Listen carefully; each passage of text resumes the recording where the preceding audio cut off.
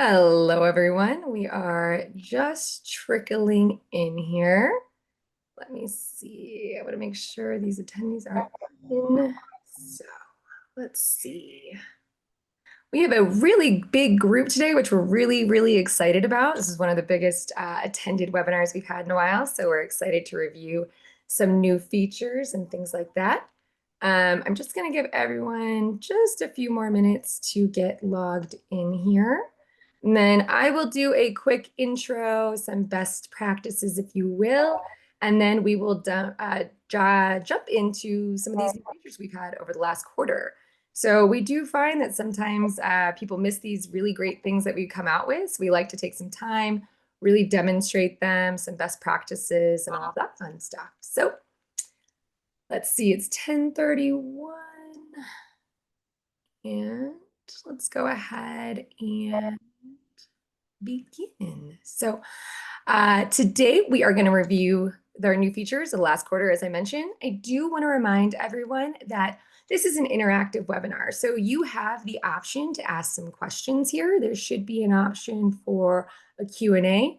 We will receive those. We try and answer them best we can, but we will take the last 10 minutes to answer any questions that have come in if we haven't gotten to them during this presentation. Additionally, we do know that you did submit questions with your registration. We are going to try and tackle as many of those as possible. However, some of them aren't necessarily pertaining to the new features we're going over. So for any of those, we are going to pass those on to our customer success and support teams, and they will be sure to follow up. So rest assured, those questions will get answered, and we will get one of our team members to follow up with you. So with that said, I have some lovely guests today. We have Michael Rollins, one of our fan favorites, of course, VP of Product, Dan Taylor, who's our VP of Quality, and a surprise guest here, Ian Carroll, and he is in charge of our data and software engineering. And so what he's actually going to talk about at the end of this webinar is some of the AI functionality we've introduced. So pretty exciting stuff. With that said, don't forget to ask some of those questions. Let us know if you have any comments. You can also share your best practices in the chat, so feel free. But Dan, take it away in our, I believe, T-sheet.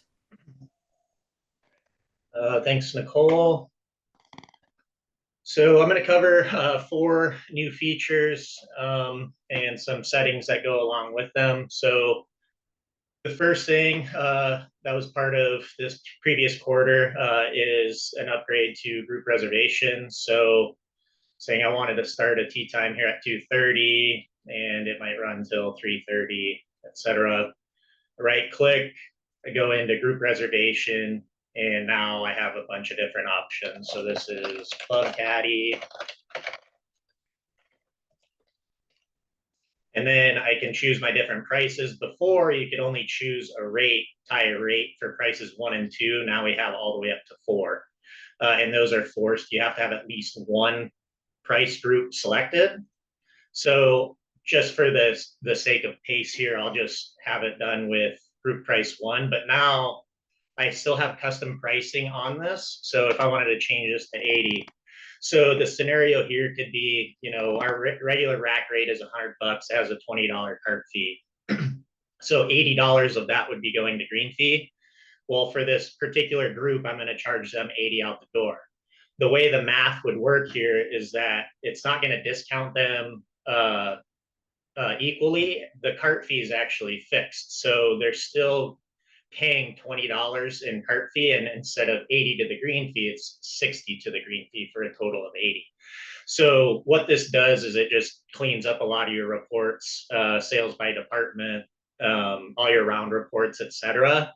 And it also gives some flexibility for just groups. So one thing I would maybe encourage is, if you have like a special group rate, you create like a $0 green fee and associate your cart fee to it. Say it's $20. And then if you wanted to charge a group 50, you could change the price here to 50.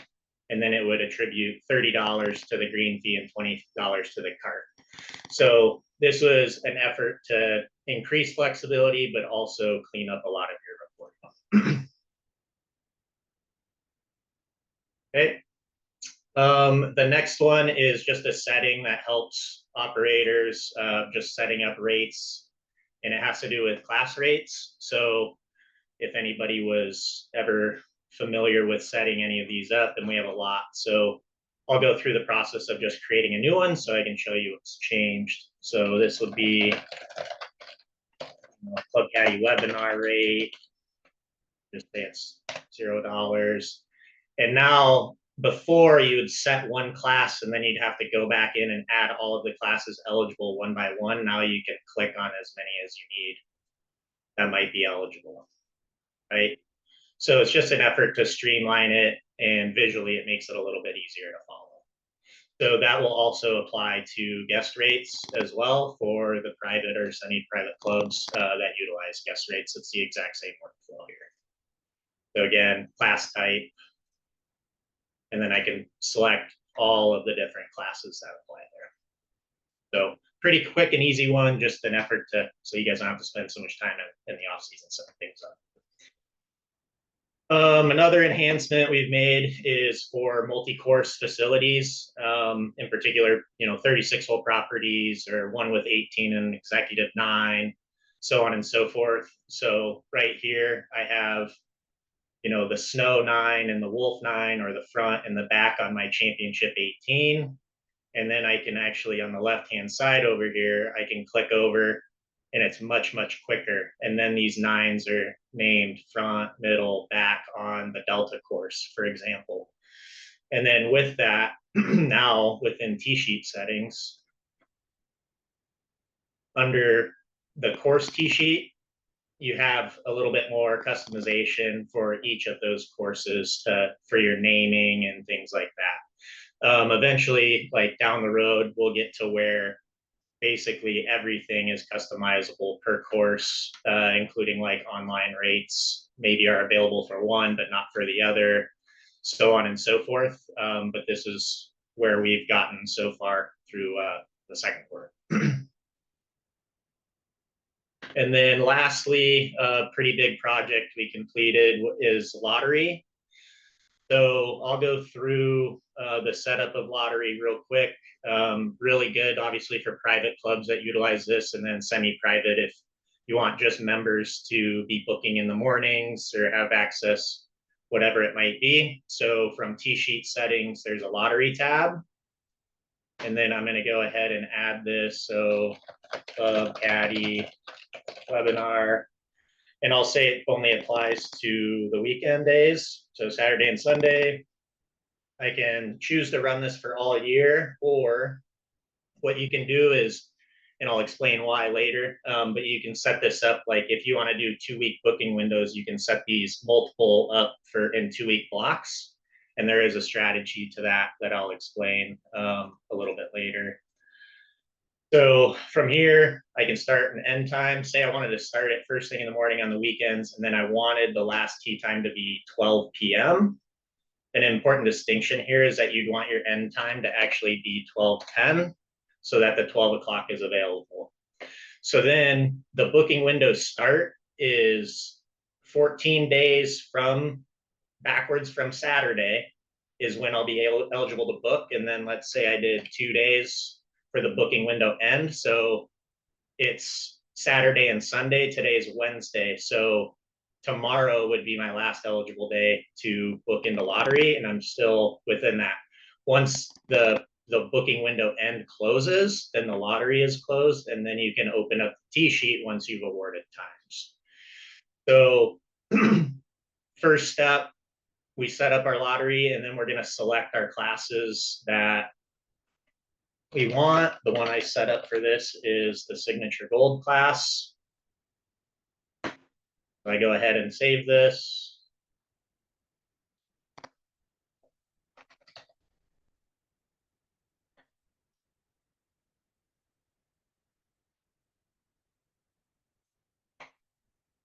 Maybe.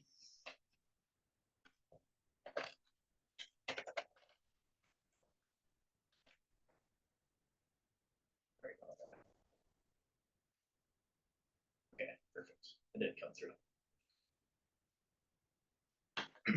Okay, so now, sorry about that. From lottery, So right now there's no lottery for Wednesday, but if I go to Saturday, now I have an open lottery. So this would be for requests that are coming in, over the phone, in person, whatever it might be. So I'm going to go ahead and I'm going to say I want to book 9 a.m. on Saturday, and then also I can say I'll take anything between 9 and 9:30, for example, and then I start filling out my information.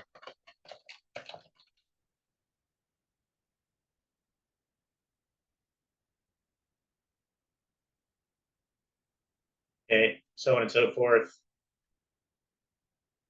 and then I can go ahead and request.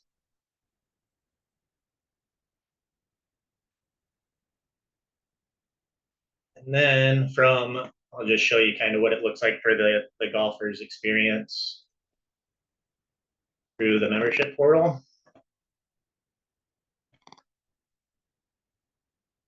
And this is also works on the app as well. So we have a lottery tee sheet. And then if I wanted to look at that same day on Saturday,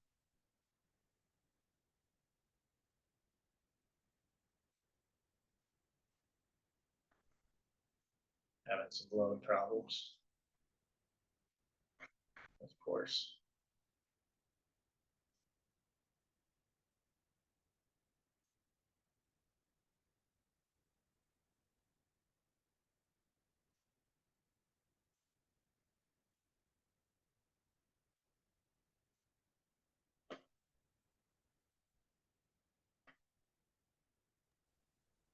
And as this loads, this is like one of my favorite new things that we've rolled out for any facilities that utilize lotteries. This is so handy. You're letting now your customers can sign up by themselves. It's a less manual process. Like this is a great, great tool to roll out. So I love it. Sorry, I just had to add that in there. Very exciting. Yeah, Dan, I think you set this one up for Delta. Yeah, that's what. I did set it up for Delta. That's right.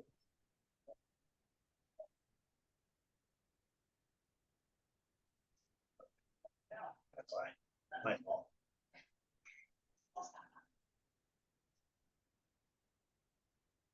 Okay, so sorry about that, everybody. Wrong course, of course. So now I can go into my sheet and then I can request so on and so forth. If I'm blocked, it won't let me. But that's essentially what the flow looks like. It's the same exact process as when they book regular tee times. So yeah, apologies on the difficulties there.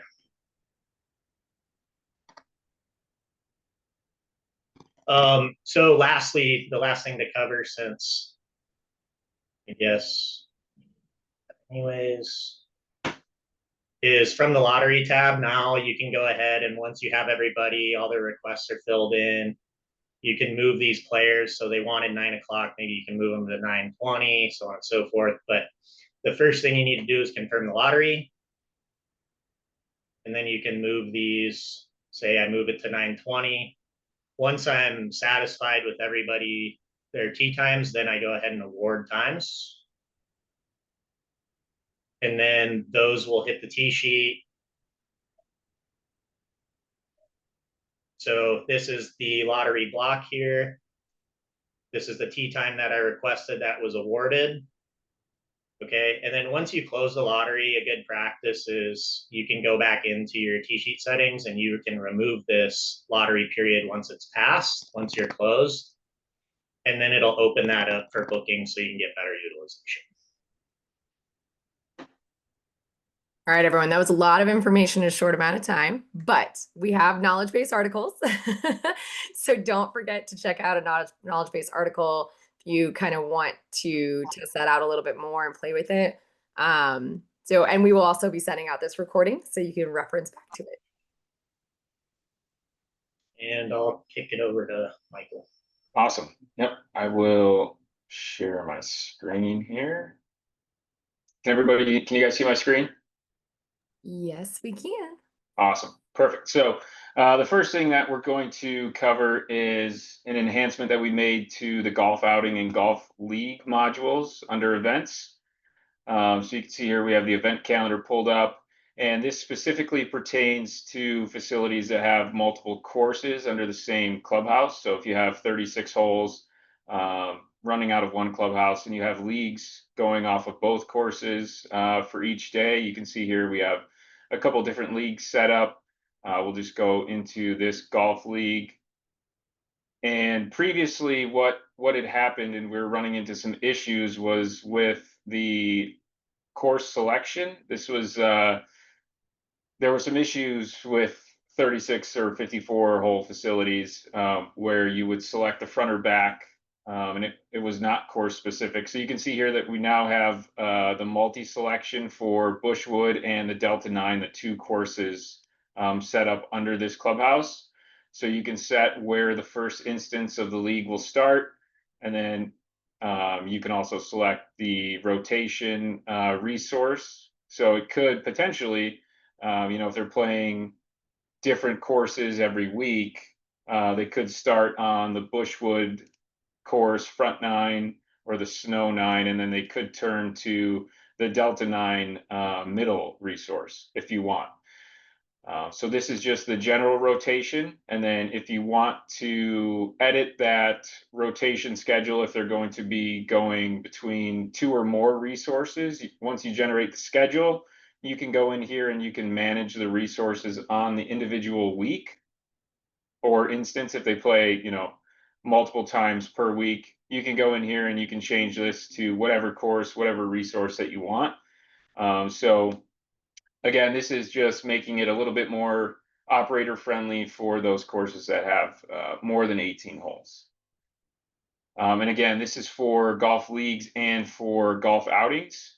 So if we have a golf outing here, you can see that this is also a multi-select, right, for golf outing. So if they're just doing, if it's a 9-hole outing, we can just block off 9 holes. We could block off 18 holes. We could block off 27 or 54. However you want to set it up, we give you that flexibility for facilities that have more than 18 holes. And the next thing that I wanted to cover is just some of the integrations that we've recently completed. We've completed integrations with Golf Geek and Price Swing, which are marketing and dynamic pricing tools. If you use those and you're not familiar with the integration, please reach out to us and we can get that set up for you. It will push over the rates and any of the marketing materials directly into Club Caddie. And then we also completed an integration with Speak Sport. This is one that we're really excited about.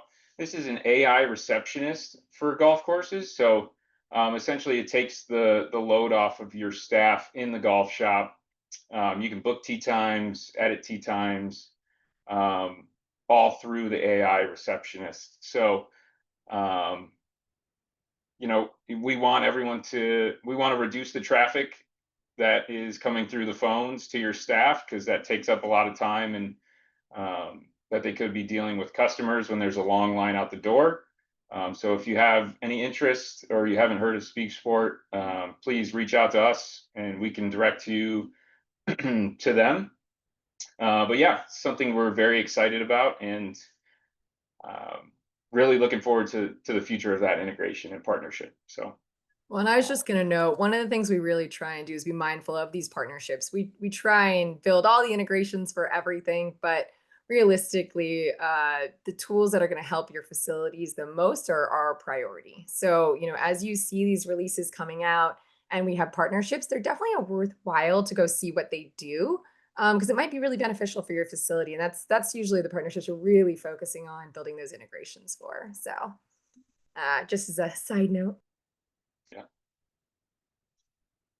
Cool. I think I'll kick it back over to Dan for the register. Actually, there's one question that came in about shotgun tournaments. So Cindy said, for shotgun tournaments, is there a way to block the tee sheet automatically the 2 hours ahead of the start time?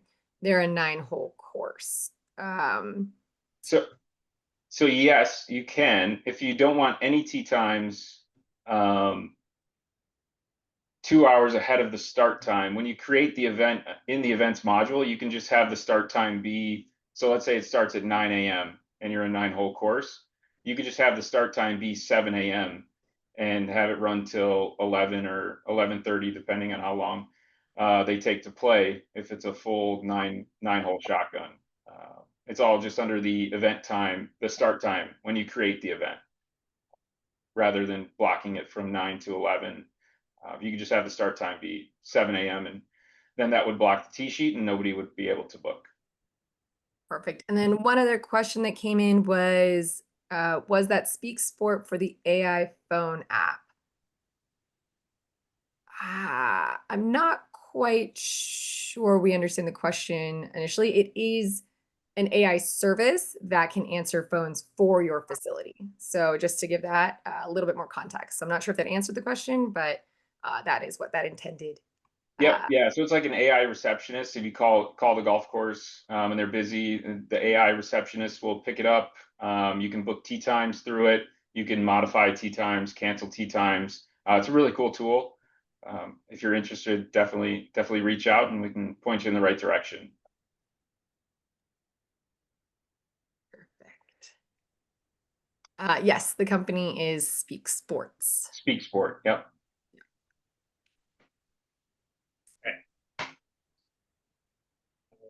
All right. Back to Dan. Are we back to Dan? Okay, so more F&B centric is the rollout of soft seats. I'm going to go through a few different scenarios and explain some of the sending process, so on and so forth. So let's say I wanted to start a tab with a table. So I go ahead and click the table icon. And let's say I wanted to start a table 2. So something I can do preemptively is there's 4 people sitting at this table. So I select 4 on seats. I go ahead and I select table 2. So now you can see I have 4 seats allocated here.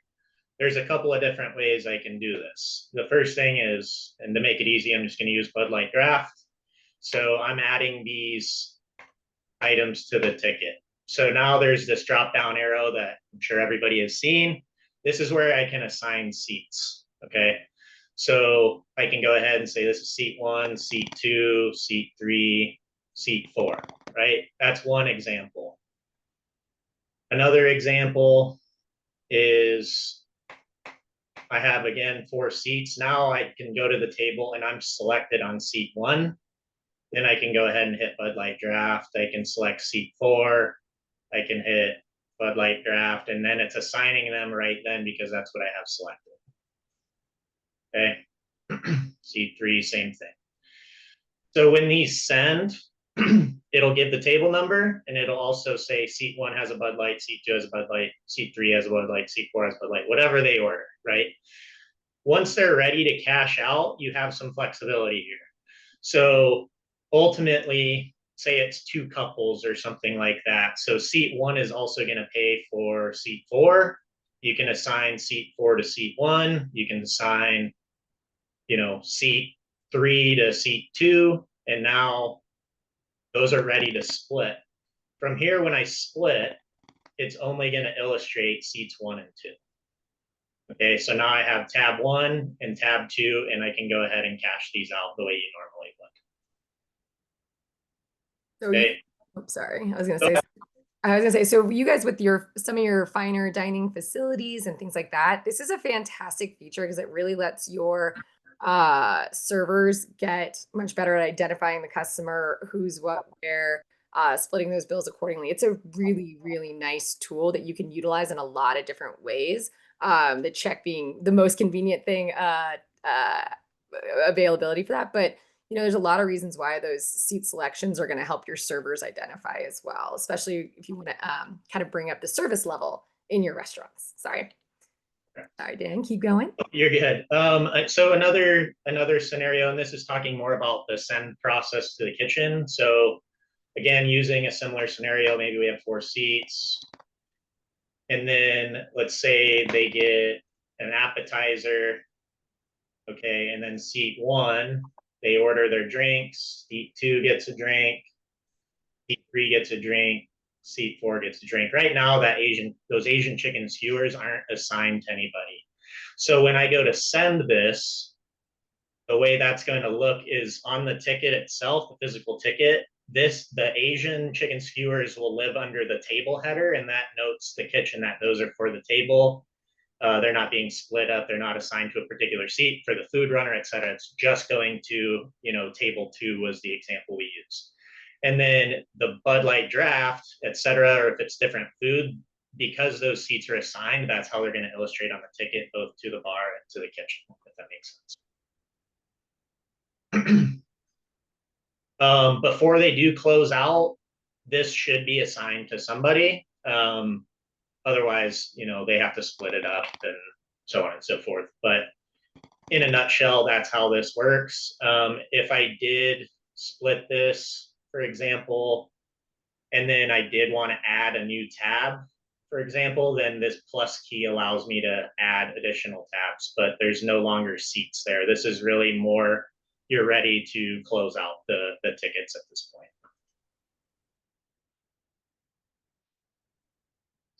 I think that covers it. Michael, did I miss anything there? I don't think so.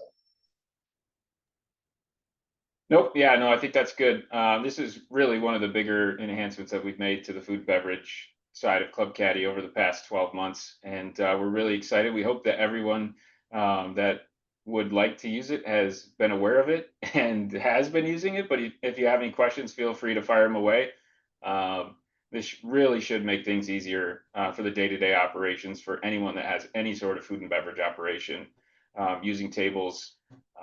We had the previous seats functionality that we still have, but these, what we call soft seats, really do make a big difference in the day-to-day. So yeah, pretty proud of this one. Yep.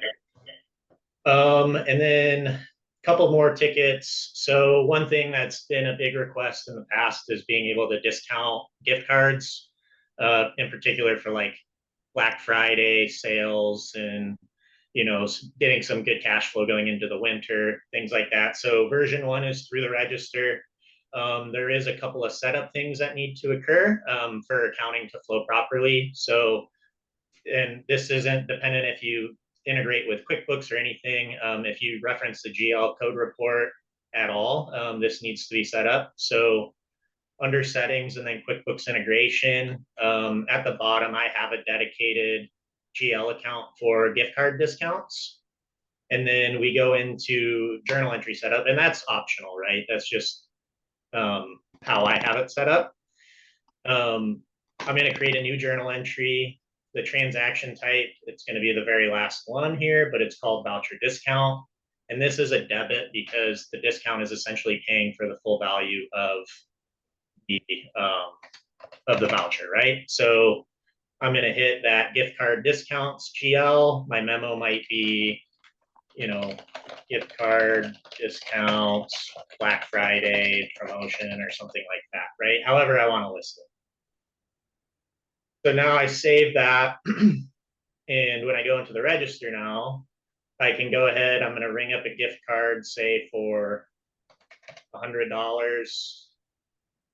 And then what I want to do is now I can either change this to say 80, right? So now the discount is 20, or if this was 100, I can choose any of my discount types. I could do dollar, and we're doing, if you buy 100, you get $100 for 80, right? So now I'm going to ring up a $100 gift card for $80.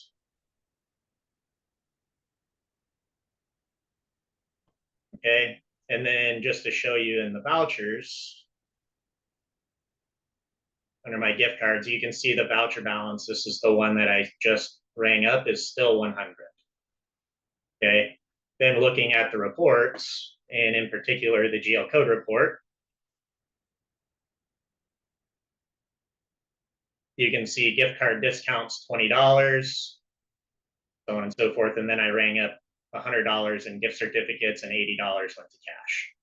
So everything balances out on that front. Version 2, and Michael might be able to speak a little bit more to this, but obviously, as we increase in the digital world of things. We want to be able to do this adequately online. So that is in the purview, and we'll be looking to roll that out. But as of right now, it is strictly through kind of in-person transactions or over the phone until we get kind of an online sales solution there. Yep. And yeah, just one thing to add to that, we are hoping to, we're planning on having the promo codes, the ability to discount vouchers for online sales ready and released before Black Friday. So anyone that does online sales for Black Friday, you can look forward to have that well ahead of time there. And then the last thing I'll show, it really pertains more to just customer management and data integrity, things of that nature, is the ability to merge customers. So from customers, the customers tab, and then under customers tools, there is a merge customers feature. And then you're going to select your primary. So who you want people merged to. I'm going to search my last name, which is Taylor. And I'll use my Club Caddie email. This is my primary account that I'm going to utilize. So I select that, and now I can go into secondary customers. I can search for Taylor. And in this case, I'll say, Dan at Tecumseh Golf Club. That's also me, right? So now I'm going to combine these accounts. What's going to happen to this secondary customer, and I can add multiple in here. And a version 2 of this is going to be able to multi-select from this screen essentially, so I don't have to keep going back in. I can just go boom, boom, boom. But as it stands right now, that's not where we're at. So I'll just say we're going to merge these 2 customers into the primary, which is Dan Taylor with the Dan at clubcaddie.com email. So once I merge these, oh, they're from different clubs. That's right.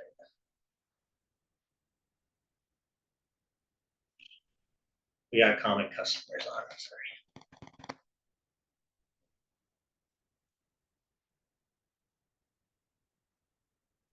Okay, so I merge these customers together. What also happens when this occurs is that customer will get archived. They will not show up in your primary list. And also, this player, like if I had duplicates and I had played in the past, all of my previous playing history under those old accounts is now going to live under the primary account, as well as purchase history, so on and so forth. So it truly is combining them. It's not cleaning up record. It is completely pulling all of their data points over. Loyalty points accumulated, so on and so forth. Everything comes over.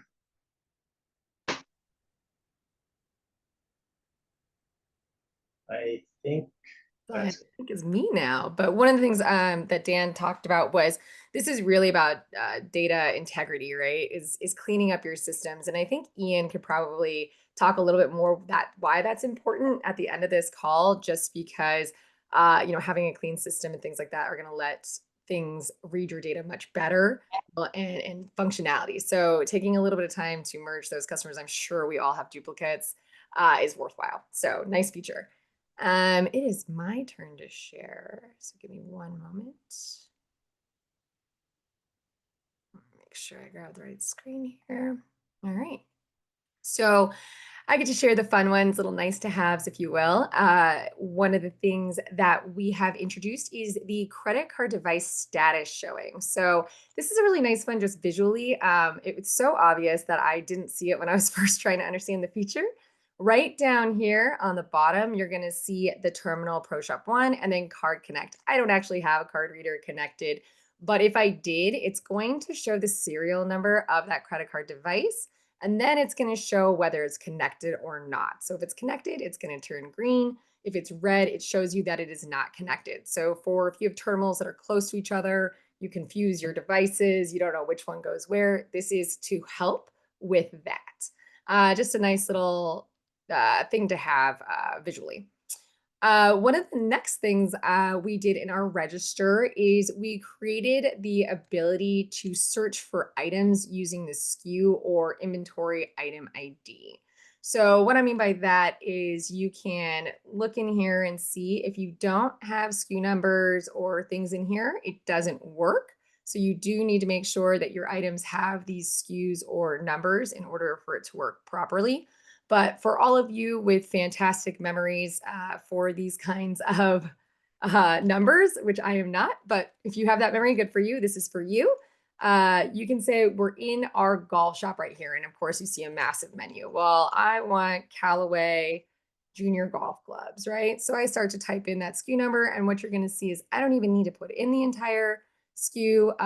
It is just pulled it up. So now I can very easily find that item if I want to edit it or add it to a ticket here. So nice little search function enhancement right there. And then the next one I'm going to jump into is a little bit more robust. This has to do with customer marketing tags. And I could probably go on for a long time about why it's so important to have these tags. But one of the biggest things is you really want to be able to segment your customers or your members so that you can create very targeted campaigns or just to understand your customers or members better. And so, the intention was to pair with Campaign Monitor, which is through our managed marketing services. So if you don't know, we do offer managed marketing for facilities, and this is the email system that we use. And by creating these tags, you can target any sort of campaigns that you would like and not have to send all of your communication to everybody, which, as we know, can get a little bit annoying if it doesn't pertain to you.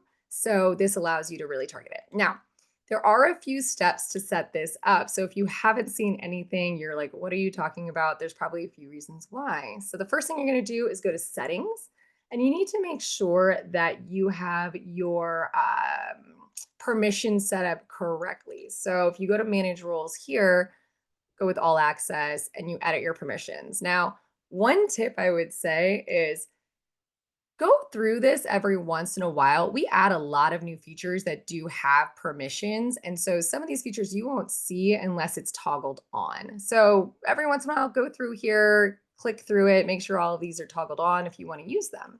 And you'll see even more functionality pop in. But with this one, you're going to go to your manage roles, you're going to go to settings, and in here you will see a tag management settings here. Just go ahead and turn that on. And I always say, go ahead and log out and log back in. And once you do, you will see a new option here called tag management settings. And this is how you create the tags that you would like to apply to your customers or members. So I went in and had a little bit of fun. I did some public facing ones. So you have the option to make these tag public or private. Public being that it'll show up on their profiles within the portal, or if they're private, they're just for your staff to see under their customer profile. So some of the easy ones, as I mentioned, to target like your men's club, your ladies club. One great one is junior camp parents. If you can tag those people, you can remarket them to the next year and make sure that you're really building that junior program you might have. Wine clubs, these are just some of the examples. To add a tag, it's really simple. You're just going to hit add tag. You would title it whatever you'd like, add a little description, toggle on or off if you'd like that to be public or not. Another fun thing, you can color it and change the text color. So some functionality there. So once you've created these tags, you can now go to any customer. We'll go into myself as an example. And here you're going to see those tags populate. So I'm a junior camp parent. I also belong to Ladies Club and I really like to party. So those are tags that now can filter in to Campaign Monitor. And there is a process to that. I'm briefly going to go through it just to showcase how this works from the back end. But this is one of our clients. This is their various lists. You should have lists of customers or whatever it is your list is, but you're going to go into the list here. We'll choose this one as an example. How this is, let's say, a giant list of all your customers. You have those tags. You're going to create a segment within here, and then you're just simply going to use custom fields, custom tag, customer tag, whether it matches exactly or contains, and then you would type out the tag that you created and hit save. Or even better is you can add multiple tags. So let's say you want people who are interested in wine and that like to party. You can create a segment of people just for that and market your ragers to those people in particular. So lots of functionality and use cases for this kind of segmentation and great ways to isolate and understand your customers. So that are the features that I'm going to go over, and I'm going to pass it now to, I think, let's see, to Ian. We're on to Ian with some of our AI functionalities. So let me stop sharing here. Ooh, there you go. I will share my screen. Let me know if you guys can see this. Yeah. Cool. Yeah, so I'm going to share with you guys 2 AI products that we're working on here at Club Caddie. The first is going to be Looper Support. This is a live tool that we have, and I'll show you guys kind of how it works. And so it's accessed by using the chat button in the bottom right-hand corner of the screen. And you can ask it things that you're having issues with or need help with. So in this example, we said, how do I check in a golfer from the tee sheet? And it asks if we're referring more to a quick pay or a check-in a tee time. And so we're going to check in a tee time. And there you can see it gives instructions on how to check in the tee time. And so if you look down in the bottom right, the chat window, it says you can find more detailed information and helpful visuals here. And then it gives you a link to check-in tee time. So this is a link to our knowledge base, which will take you to the article and show you visuals as well if you need additional help, and kind of outlines all the steps that are present in the description it gave there. And then on the bottom, you can see bottom right, it says need more help, type escalate to connect with our support team. So if Looper doesn't answer your question properly, you can type escalate. You can also say things like, I need more help, or what you gave me doesn't help.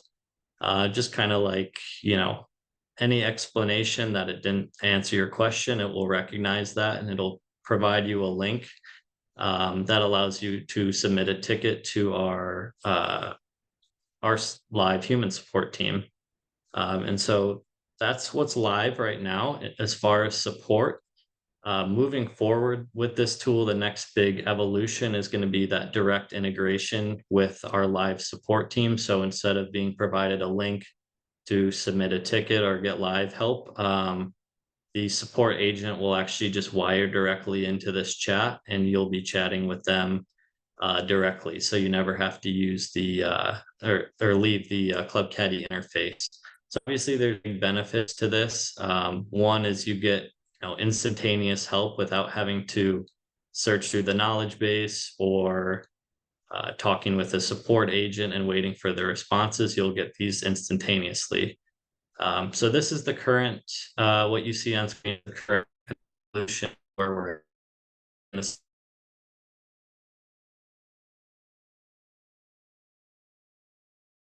Up.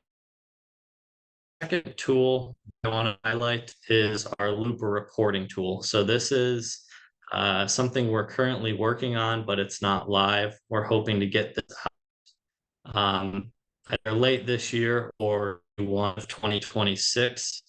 But this is a tool to give you into your data that normally be I'm gonna play a demo here.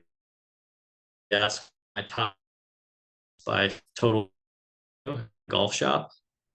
And so as you can see from the output, we're getting a table with the top 5 items. These are from Warren Valley's data. And then below we see a bar chart. So this will kind of give you a visualization of your data as well. And it's interactive, so you can hover over it and know the exact values. So right now we're working on being able to generate a lot more questions and reports from this tool. Obviously the formatting needs a little bit cleaned up, but moving forward, like I said, we're looking to get this out in Q4. And so a huge benefit to this obviously is you're going to be able to talk to this in natural language. You don't need to have any coding skills or technical skills. You can ask a question just like displayed above, and it'll give you the answer. So obviously you get much deeper insights into your data, which normally you wouldn't be able to access. So that's what I'm going to share with you guys right now for AI. And I'm going to pass it back to Nicole and Michael. Thank you. One of the things I just kind of want to read, I love AI. I'm kind of a geek about it. I do not understand it to the level that Ian does. But when I worked at facilities, I was in charge of memberships and I had to present board reports constantly. This functionality would have changed my life. I spent many, many hours organizing Excel sheets to try and capture data and things like that. And so to be able to just simply a quick prompt and ask a question or have data is going to allow the facility to understand and make fast decisions because there's so much less manual labor that's going to come in. So this is a really exciting thing that we are building out. And we call Ian our unicorn over here because he's done such an amazing job. But just to reiterate the functionality of all of the reporting data, things like that, that you will have at your fingertips goes back to why your data does need to stay very clean. So it's only, I always tell people, your information's only as good as your data is. So taking the time to clean it up is a very worthwhile thing. And as some facilities are sunsetting into their winter seasons, it's a great time to clean up your data. So I will pass it back now, I believe, to Michael. Yeah, so just want to talk about a few new and exciting things other than AI that Club Caddie's been working on for the past 6 months to a year. Obviously, AI has been one of our biggest initiatives, and there's a lot of really exciting things that are coming very shortly down the road, thanks to Ian's help, along with the entire team. But one of the other things that we've really been working on, so we went through, the soft seats functionality for the food and beverage modules in the desktop application. But something that we've been working on for quite some time now is an actual food and beverage app that runs on iPads or Android devices. It'll be available in the app stores. So you'll be able to download the Club Caddie food and beverage app. It's very similar to other very popular food and beverage point of sale systems that run on mobile devices and tablets. You'll be able to use essentially like a little hockey puck Clover reader. It's called the Clover Go. But it's very, very centered around the experience of the server, the bartender, the food and beverage employee that's going to be using it every day. We're really, really excited about this. We've got some alpha clients that are testing it out right now with really, really good feedback from them. So, going into this off season winter here in the Midwest, fall and winter season, we're going to be rolling that out. So really, really excited about that. We put a lot of work, a lot of time into the food and beverage app. And then also when Ian was sharing his screen, going through the Looper AI chat support, you might have noticed that that was in a web browser. So definitely not the desktop version of Club Caddie. And so for the past couple of years, we've been working on getting Club Caddie into the browser with the T-sheet register, like every module of Club Caddie into the browser, so you don't have to be on a Windows device, have to download the app on your desktop. Being able to use Club Caddie from anywhere in a web browser has been one of our biggest initiatives for the past couple of years, and we're almost at the finish line for that. So, we're looking at Q1 for a soft launch of the browser product of Club Caddie, and yeah, you could if you saw the screen share that Ian had up, the T-sheet definitely looks quite a bit different, a little bit more modern. We got the traditional swim lanes. Each player has their own kind of section, quarter of each tee time. So a lot of exciting things coming up from Club Caddie. I feel like this is when somebody at Apple leaves the brand new phone at the bar and people get to know ahead of time. So, guys, just to kind of reiterate on that, that was absolutely a sneak peek into something that blood, sweat, and tears have gone into, and we are really excited about. So, all of you just got that sneak peek to see where we're going with it. And to reiterate how clean, modern, and it's going to be fantastic. So, um, you got the first look here, everyone. With that, let's see. I don't think we have very many questions. I think we've been able to answer most of those. So what I will do is now just take one more minute to say big thank yous. So again, really want to thank everybody on this call, everybody that has attended the webinar. We really appreciate your willingness to want to learn more and utilize these features, because really without the adoption, there's no point. So always make sure you're on the latest version of Club Caddie. That's a really important thing. You can go ahead and see those versions here. So if you go to the Club Caddie website, you go to resources and changelog, this is going to bring you to where these features live, the release notes, and some helpful information about those. Some other tools I really want to showcase is we have just now added the Club Caddie webinars. So this webinar and previous webinars are now on our website for you to check out. So you can see if we have upcoming ones here and sign up, as well as the various ones that we've had, Caddie Chat being kind of more of a Q&A open forum. This one is for quarterly reviews of new features. And then we have some industry experts under our Club Caddie Chronicles. So if you get a chance, check them out. There's great information there as well. And lastly, we do also have Club Caddie University. This is my sneak peek into our V2 of what that's going to look like. But we do have our old version as well. And it does just have courses for various food and beverage, front of the house, things like that. So it's still being refined a little bit, but you will see that we will have courses for those new hires that you can send them to. They can learn Club Caddie and save you some time on the training aspect. So just wanted to showcase those for a quick minute as additional resources. And as we wrap it up, thank you, Michael, Dan, and Ian. As always, you guys are amazing and sharing this knowledge. To everybody else in the webinar, thank you for your time today. We will wrap it up and have a great rest of your day and week. Thank you, everybody. Awesome. Thanks, everyone.